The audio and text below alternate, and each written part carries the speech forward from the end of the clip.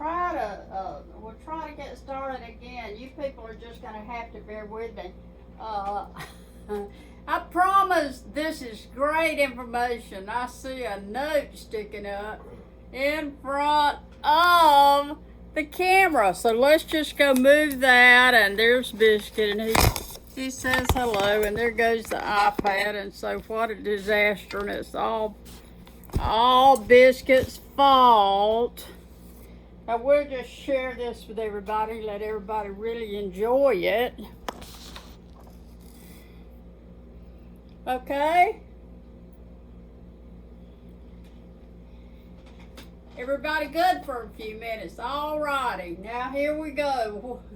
What once was a disaster emerges victoriously on the podcast. Okay.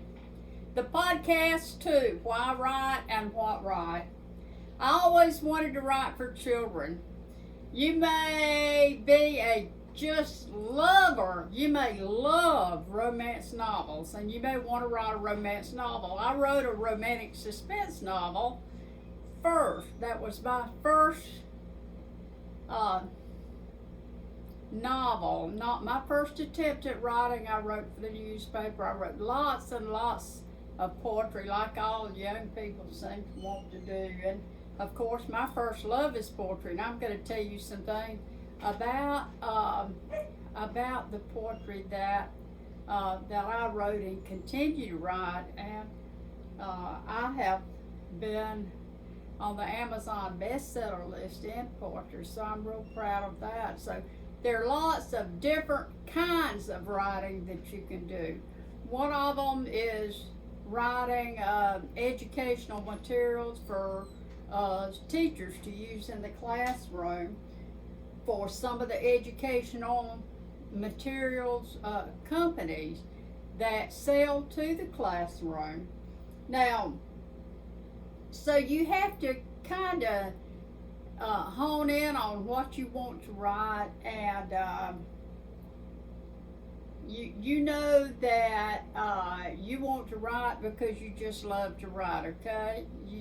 That is something that's just a burning desire in your heart, and it better be, because writers have got to write themselves kind of ragged, and all this comes with the practicing and the learning and so on and so forth, and we're going to go through all that.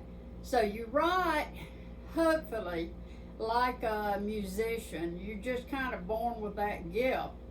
But that doesn't mean it's a great gift just because you're born with it. You're going to have to polish that gift. This is one thing I found out by working to develop a lot of writers and singers.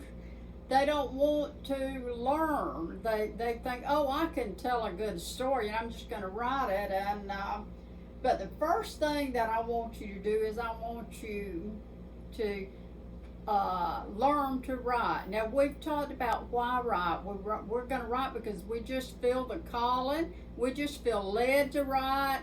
That's what we want to do. It just burns us up unless we do it. And so that's what we want to do. We want to learn our trade. In other words, my best advice to you young people that want to become an author, you've got to be very serious about what you're doing. You've got to kind of decide what you want to write. Do you want to write for children? If you want to write for children, what age group? We'll tell you that right now, middle grades is really a hot category that you can get into. Do you want to write for 6 to 10-year-olds? You want to write for 5th and up? You want to write for very small children? This would be board books or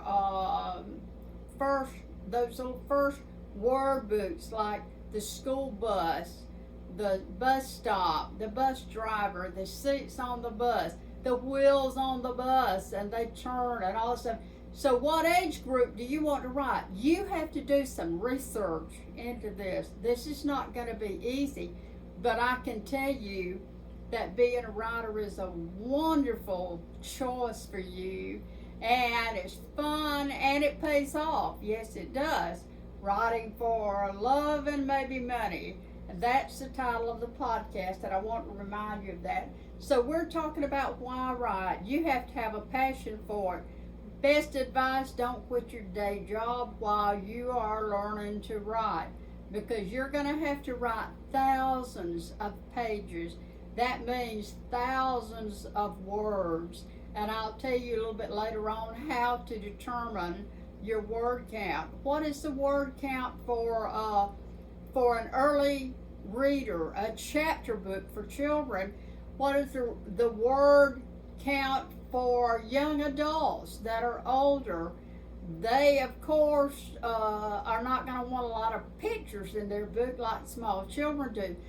You have to learn all this, and there's a good way to learn it, and I'll tell you, you'll never stop learning it once you learn it, because you're going to love it. You're going to love becoming an author.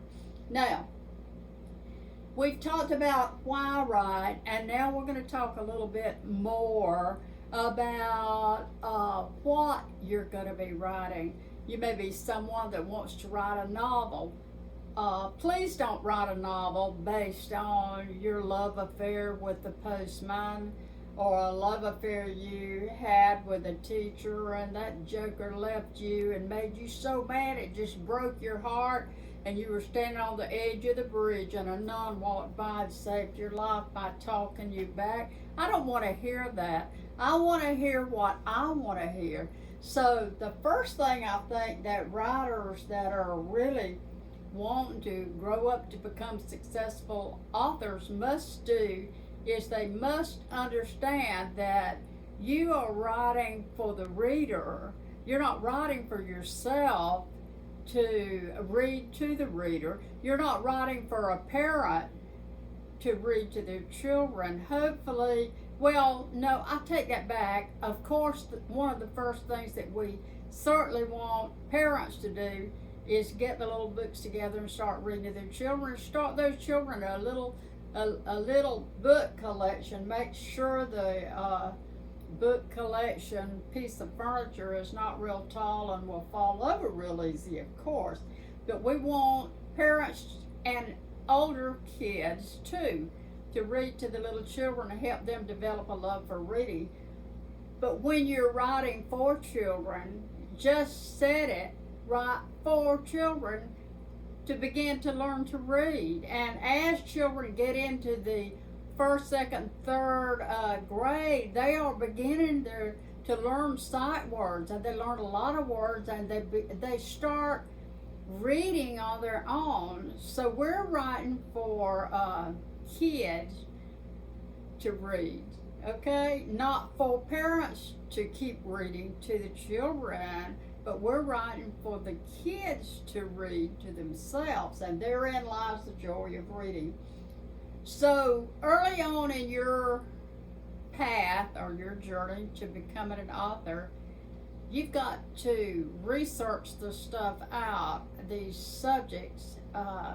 If you want to write romance novels, I hope that you will begin to read the best romance writers in the business. And I have many friends that write romance novels. I've been on many planes flying with them, and I can tell you that they are the most fun bunch of girls you'll ever be around. One of my favorites is Heather Graham. Another one of my favorites from Atlanta, Iris Johansson. She is so fun.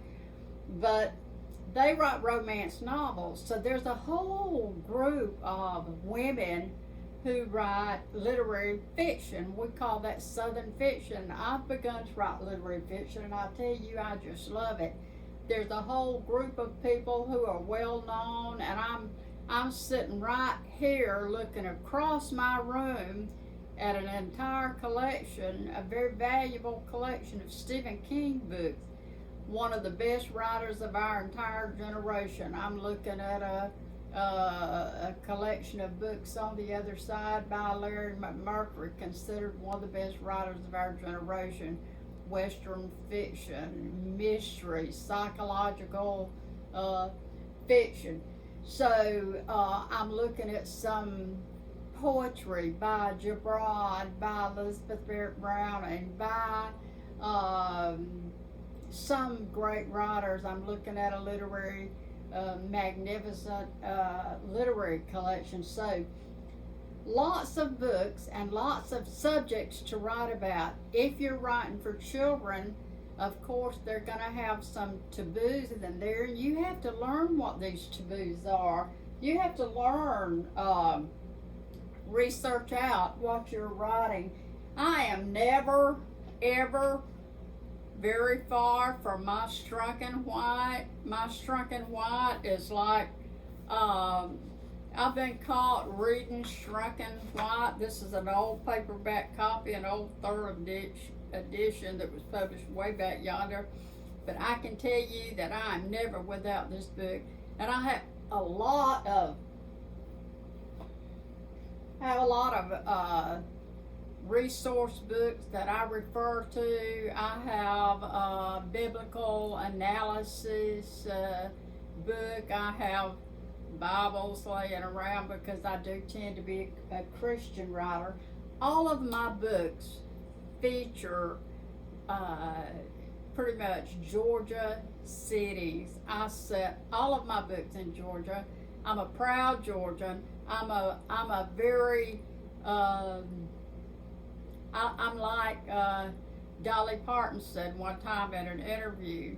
I don't worry about the blonde jokes because I know I'm not dumb and I know I'm not a real blonde. But I am a real blonde. When I was small, I was just a cotton top.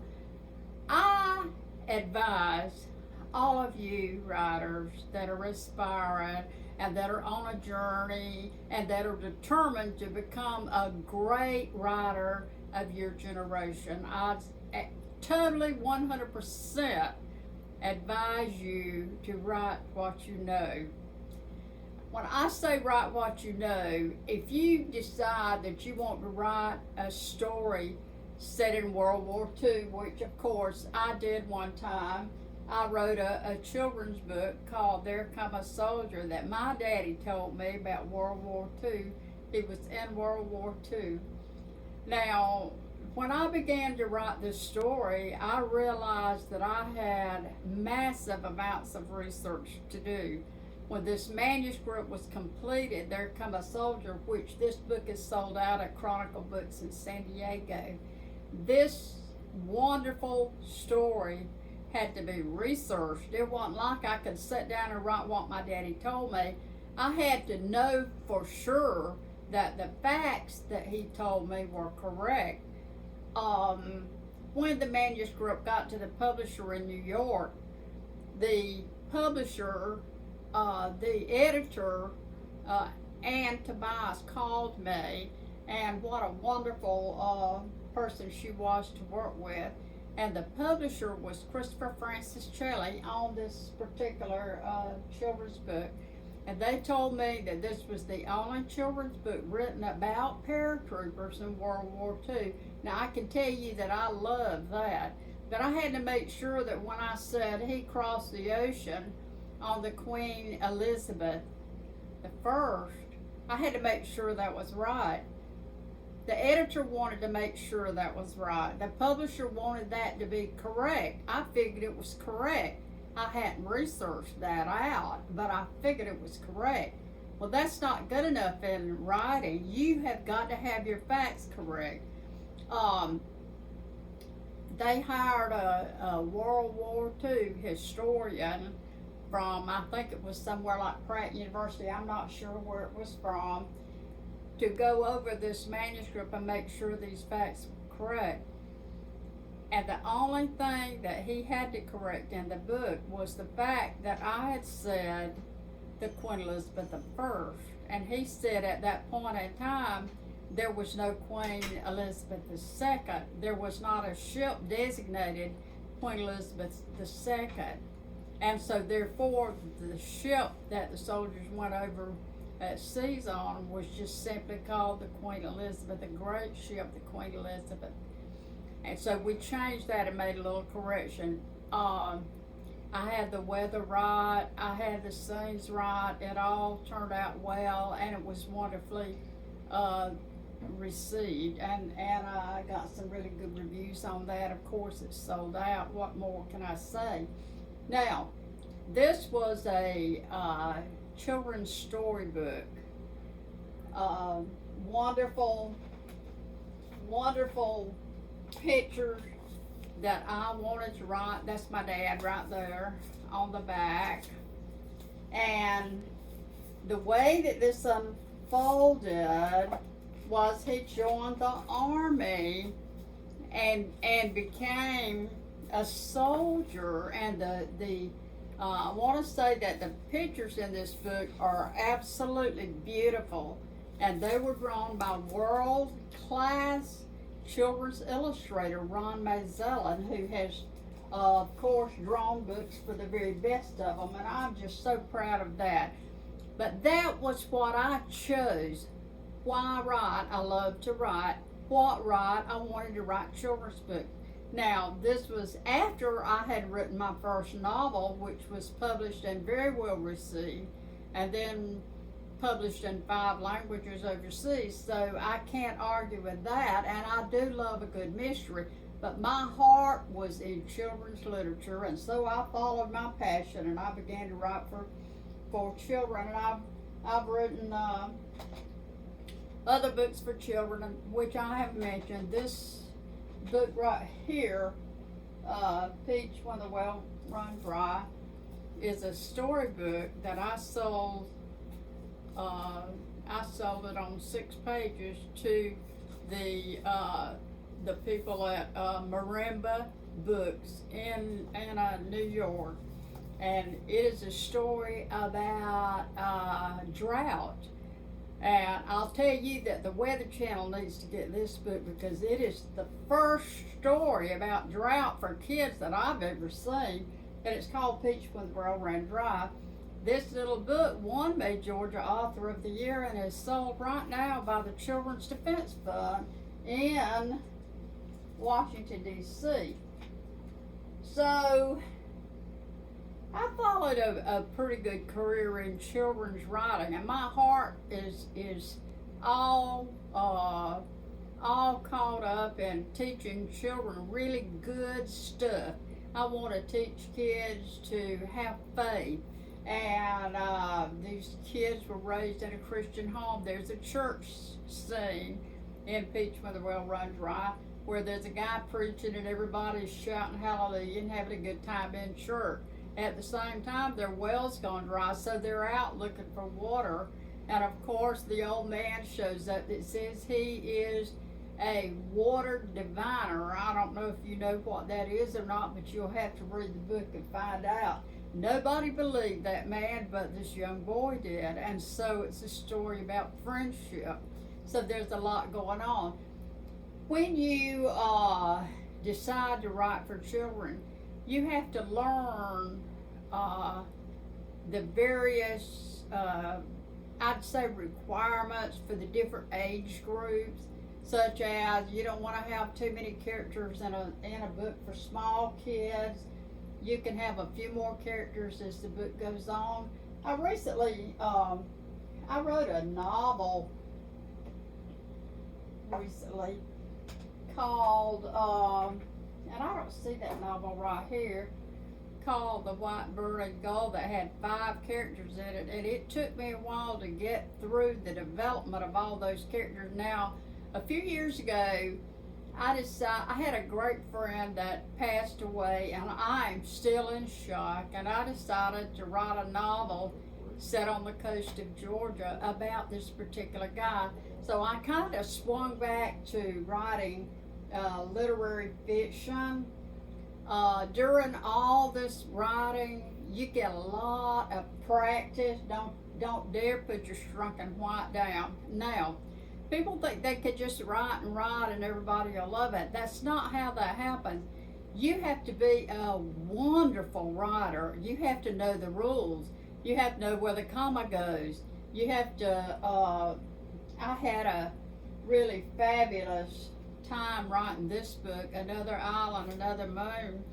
And this particular book was edited for me by a great friend of mine Vicki Lanier, who lives down on the coast of North Florida, and is a lifelong friend of mine. And she had a time with me because I'm heavy on commas, and she's very intelligent. She knew wherever comma was supposed to be. This one made Georgia Independent Author of the Year in 2021. I'm so thrilled about that. This is literary fiction. So a few years ago, a friend of mine died and inspired me to write some literary fiction, which I had not written literary fiction in many years. But while I write, a friend died and inspired me to tell the story of a friendship, and that's why this novel came about. So you have to have a reason for writing, and then you dig in and you learn how to write, and you read the best literary fiction writers. And a little bit later on in another podcast, I'm going to give you some names of some books that I consider great. So once you're led to write, you choose what kind of material you want to write, what genre or category within that field of writing that you want to write, and then you do the research and you see what the best-selling writers in that category are. Now, if you're writing for Amazon and you want to write a Kindle ebook, see, everything's changing. It's easy to read now because you're reading on your Kindle Fire, your Kindle Oasis, and how much fun that is. That is fun. So reading has made some technological changes. It's easy to read now. Easy to carry your phone with you. Some of the new formats are called Amazon Vella, Kindle Vella, and these are small glimpses of a book that are on your electronic device that you can read at lunch or waiting in the car while it's time to go back to work. These authors are writing 500 words a clip or a section of a novel, and people are just gobbling this stuff up. I just tell you, I love it. I see fifth graders in the Dairy Queen sitting at a table over here reading on their little iPads, and I just love that. The electronic devices, they don't smell like books, they don't feel like books. I'm old-fashioned. I love a book that I can hold in my hand, but the electronic devices are here to stay, and I'll tell you, I just love that. So we want to dive into the research and find out if you're a poet and you're writing poetry. Please don't write a 300-page book of poetry because nobody's going to read it. You wonder why your books aren't selling. Your books aren't selling because nobody's going to buy a 300 or 400-page book. I can already tell you that lifestyles change, reading habits change, fishing habits change, shopping habits change. Everything is going to be changing. So we've established why you want to write. We've established what you want to write. You want to write for children or adults, and in that area you're going to have to find out. I have advised many young people to get involved in their state or local reading groups. However, I will warn you that if you write a story or a novel, please don't let your family read it and give you feedback. They're gonna love it because they love you. That's not constructive criticism. I want somebody that does not even know me to read my novel and tell me what they think about it, because they're going to be totally honest about what they think. So be careful who you like. In this podcast, in some of the future podcasts, I'm going to go over markets. I'm going to go over who you can submit your material to. I want to back up just a second. Get involved in your state Writers Association. Now, we have one in Georgia called Southeastern Writers Association. when I was young and coming along, I was involved in the original organization where that came from, the Dixie Council of Authors and Journalists. And we used to go down to Epworth by the Sea every summer for a week and have great poetry readings at the cloister with birds singing in the wicker cages in the back of the motel conference room there, the hotel there at the cloister on Sea Island. I cannot tell you how that enriched my writing. Not only did I study with the likes of Doris Buchanan Smith, I was mentored by Eugenia Price. I cannot begin to tell you what great things they shared with me and others about writing and how it helped me.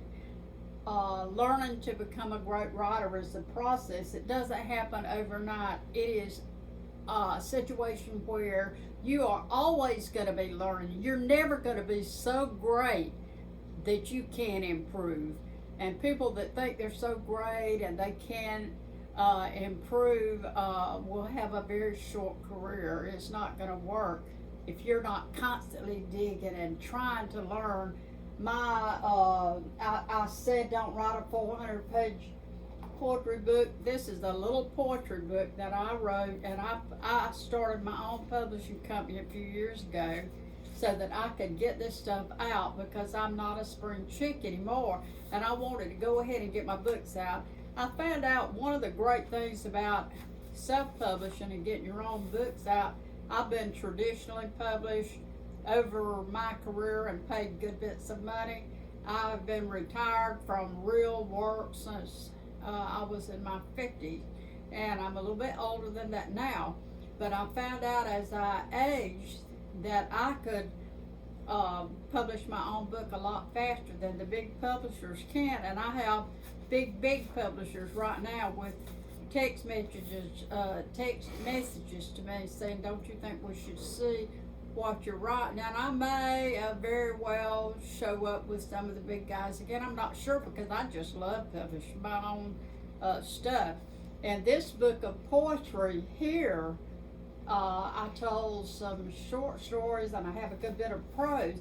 Then I also wrote a whole chapter here of poetry format that we call the cinquain, and I love this format. This format is 22 syllables and 2 sentences, and I can already tell you that it's like writing a small children's book. It's very hard to do, but this book became an overnight bestseller, and it is a very good book of poetry. The newest book that I have out is called The Spring Journey of Hibiscus Magnolia. This is something like Phyllis Estes writes. It is a specialty book, and it contains my one of my best friend's grandsons went out into a field and found where an old house had burned down and nothing remained but a red brick chimney. And this is a picture of him with his dog Sam standing by this chimney where the old farmhouse was. And I just loved including that because I was writing about an old house. And some poetry in here, Blue Eyes and Diamonds. I think you're just gonna love that. And that there is right there is a picture of the Satilla River taken by my great friend Kathy Kennedy. I had some pictures in here, early pictures of my family, an old barn taken by a close friend of mine, Dub Taub, and I wrote a poem in there called Lights in the Barn, and I really enjoyed putting this together. I think these books are very well put together. I think they're put together close to as good as anything on the market, and I think the money for this shared writing is very well spent. And I'm going to be, I'm going to, remember I have a kitten in my lap, okay? I'm going to be talking to you wonderful listeners out there. I'm gonna try to not talk as much. The other day, John Richards brought me a shirt, red t-shirt, and it says, "Do me a favor and stop talking." So we have fun as we go. He's a musician. I'm gonna let you meet him sooner or later. Now, in my next podcast, I'm going to talk to you about, I'm going to talk to you a little bit about going to town, which is where to go to get in with the people that can change your writing career. I don't care what kind of a writer you are and just about how good you are. I don't care what your style is. You know, when you begin to write, especially with poetry, and we'll have a whole podcast on nothing but poetry. And by the way, I'm sitting at a chair here. I don't even know if you can see it, but this chair here, I'm very sentimental, belonged to my grandmother. And I have 4 of them that are promised faithfully to my cousin Jimmy Harper in Atlanta, but he's going to have to, looks like he's going to have to come get them. I drove with the chairs through Atlanta one time and tried to meet him somewhere and went to the wrong place. So I took the chairs all over 2 or 3 states and finally brought them back home. But, and that's kind of a story in itself. But in the next podcast, we're going to talk about how to start your writing project, how to make it memorable from start to finish, and some laid in stone, some true facts of writing. I hear people say all the time, "Oh, this poetry book just ran totally away with me and I didn't have any control over it." Well, see, you better have control over it. You better outline and get ready to work. That's the one thing aspiring writers tell me that they don't want to do, is sit down and do the work. But this is work. Anything great is not easy to accomplish, and it is a lot of work, and that's why we charge for our books and stuff like that. I'm on Facebook, facebook.com, Peggy Mercer Author. I'm on Twitter, Peggy Mercer BMI. I'm on Parler. I'm on Getter and some other sites. I don't require anybody to send me money for this podcast. I'm doing this to help you. I do have the kitten family that I have rescued. This is my baby. This is Flower. I'm sorry. I've been calling this Biscuit. I'm sorry. What a nice twist to this story. This is not Biscuit at all. This is Biscuit's sister, Flower. Their mama's called Martha White. And then there's Biscuit and Flower and Underdone and Overdone. And aren't they precious? I'm very surprised here that I've miscalled his name. But anyway, in the next podcast, we are actually going to start your project. I am working on a new novel that is past due. I don't know how many of you know me, but I was sick for 6 or 7 months and could hardly walk with a pinched nerve in my back. Then, if you can believe it, I caught COVID. Where in the world did I catch that from? But I've had COVID. Everything that can go wrong has gone wrong. Right now, my iPad is propped up by a bowl and a stack of books. So you see that I'm just kind of learning, and I love it. I'll tell you, I'm going to have to get somebody to show me a few things about that iPad, but I'll tell you, I love doing a podcast and knowing that I'm going to help some of you. I may be talking right now to the next Hemingway I may be talking to the next Stephen King. I know a lot of people that like this type writing, and I may be talking to the next Newbery winner. I may win a Newbery before it's over. I can tell you that. I am trying. Now, I'm going to Flower and I are going to have to cut this off and see if we can get it loaded to YouTube. And the truth of the matter is, I hope I've helped you. If you want to send me money, that's okay. If you don't, that's okay too. Send me a text message on Facebook or on Twitter or somewhere. If you see this and like it, you can send me what would be a fee if you were at a private. So now Flower's going to show out. She's going to get down. And if you want to send me the cost of this is considered to be about $30. I have worked with a TV personality that works for Fox News on her book that was a #1 for HarperCollins, and I can tell you I've helped a lot of people, and I'm proud of it, and I hope that something I say will help you. I hope you're taking notes.